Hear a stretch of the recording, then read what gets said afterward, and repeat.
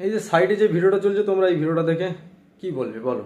হ্যাঁ, এই ভিডিওটা যখন আমি দেখি তখন এই ভিডিওর কমেন্ট বক্সটা একটু চেক করে দেখি এবং এনার প্রোফাইল চেক করে দেখি যে এই নিজে মন্দিরে মানে বসে আছেন, বা এখানে যে ভগবান অবস্থিত আছে, হ্যাঁ উপস্থিত আছে, এখানে প্রতি সপ্তাহ সপ্তাহ ভর পড়ে এবং এনার মাথার থেকে, হ্যাঁ, ওই যে জিনিসটা বার হচ্ছে ওই জিনিসটা বার হয়। আচ্ছা, এবার তোমাদের কাছে একটাই প্রশ্ন, এই যারা যারা মানে ওনার এতে কমেন্ট করেছে খুব ভালো ভালো, কারণ শিক্ষিত মানুষরাই একমাত্র ওখানে কমেন্ট করে, অশিক্ষিতরা কোনোদিনও কমেন্ট করে না এইভাবে, যেগুলো ভগবানের লীলা, একমাত্র ভগবানই পারে এই জিনিসটা করতে। আরে ভাই, হ্যাঁ তোদেরকে বলতে চাই, বা যারা যারা এই ভিডিওটা কমেন্ট করেছো আর যারা যারা ওখানে যাও, তারা সব মানে সবাই মূর্খ বলতে গেলেই চলে। হ্যাঁ, একটু দিমাগ লাগাও, দিমাগ, তারপরেই বলবে যেগুলো ভগবানের লীলা, ওগুলো ভগবানই একমাত্র পারে।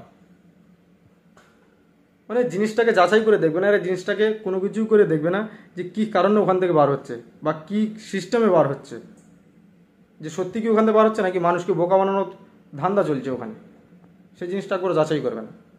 এরা হুট করে কমেন্টেই এমন মানে কমেন্ট করবে আর রিপ্লাই দেবে।